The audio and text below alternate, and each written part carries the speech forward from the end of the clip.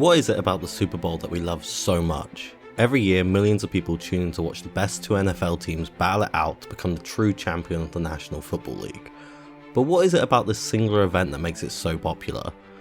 Well, for starters, the NFL in general is extremely popular. 32 teams start the regular season, each team and fan dreaming that it will be them who will be competing by the end of the year for the final.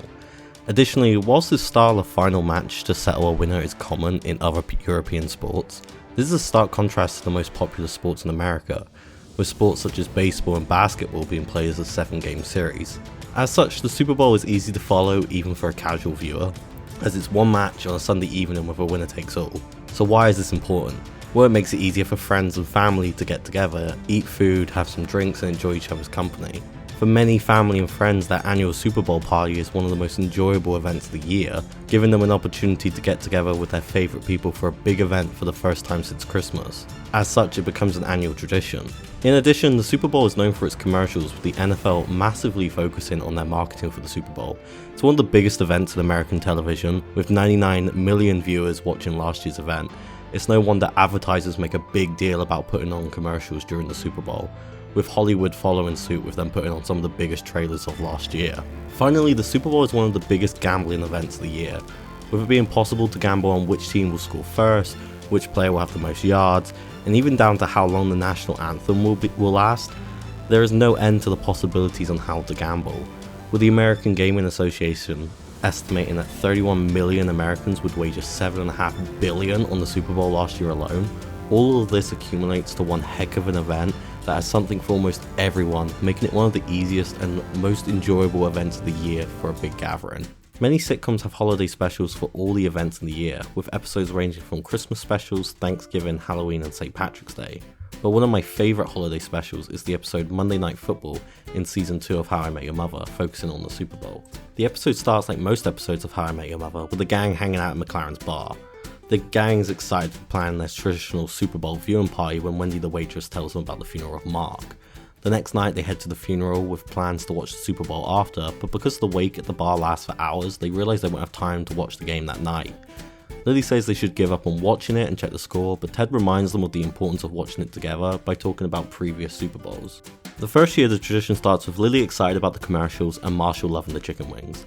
The next year, Marshall gets Barney started with gambling by betting him $1, and in my opinion, this is such an underrated scene. It lasts for all of 10 seconds and tells so much. We'd seen Barney's gambling addiction in previous episodes, and this shows the origin of that problem. Within the episode, we also see Barney's reaction to people thinking it is a problem.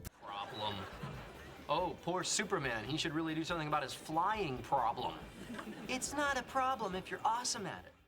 This short clip also gives further context into Barney's growth into the Barney we know, and getting further away from the Barney that dated Shannon. We see his development from hippie Barney to the Barney that loves money, sex and being awesome, and to me, I love these short moments of Barney's past that we get to see because no one changes more than Barney in the build-up before the show even starts. The episode continues, and by the following year it's a full-fledged tradition, with Robin fully embracing the gang, getting in on the wings with Marshall, gambling with Barney and being excited for the commercials with Lily. In deference to the sacred traditions, the gang makes a pact to avoid hearing anything about the game until they can watch it together. Ted decides to work from home to avoid contamination, which is quickly ended with Barney arriving and handcuffing himself to the radiator so he won't check the score, explaining he has a lot of money riding on the game. Ted leaves him alone while he goes to get the wings, wearing the sensory deprivator 5000 to keep from learning anything about the game while he goes to the sports bar. And this short bit with the sensory deprivator 5000 is just so fun in my opinion, and sums Ted up. And this is where things go wrong.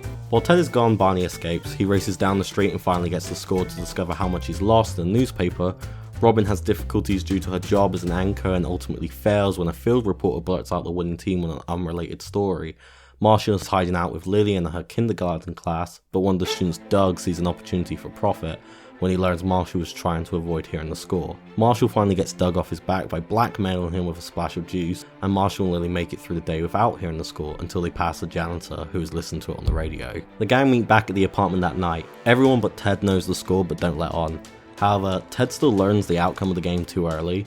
Knowing who Barney is bet on means that Barney's devastated screams in the next room spoil the result of the game. And that's it. The gang fails in their pursuit to keep the tradition alive. They know the score now, and the mystery of who won the Super Bowl is ruined. Now, I've titled this video How I Met Your Mother's Best Holiday Special, and you might be thinking, why do you think this particular holiday episode is so good? They fail the entire episode. Well, firstly, I think we have to answer what makes a great holiday episode of TV, and to me the answer is simple. The best holiday specials usually have a message during or at the end of the episode. Christmas specials often talk about family and togetherness, Halloween specials discuss the craziness that we associate with Halloween nights out in our 20s, and Thanksgiving episodes emphasize the importance of what we have and being grateful for it. The common theme of a holiday episode is spending time together with friends and loved ones, usually accompanied with some crazy shenanigans. In fact, Brooklyn Nine-Nine's Halloween heist episodes are built exclusively around the theme of the group just letting off steam and having fun with a dumb tradition. And that's what makes this episode so great. This is the very first real tradition we see the gang have together, and we get to see that tradition grow. From the very first Superbowl of Ted being too drunk, to the start of Barney's gambling habits, Lily's love of commercials and Robin joining the gang and getting involved. Heck, even down to the food choices staying the same with the gang being excited for the wings. The episode feels like a group of friends anxiously trying to prepare and then keep alive their tradition. It's something we can imagine doing ourselves with our own group of friends and wanting this moment to be special. And that's why the ending of this episode is so great. They fail in not finding out the score, but then this happens. At least the commercials aren't ruined. Wings are still good. Beer still works. What the hell? Let's watch Barney lose some money. And right there is the important lesson. They knew how it was going to end, and they still went ahead and enjoyed spending that time together. It's a lesson we often forget in life. We think these big holidays have to be defining moments in our lives. We think watching who wins the game, or what the present is under the tree, or who's wearing the best Halloween costume, or the perfect night out is what makes the tradition great. But this episode focuses on a different message.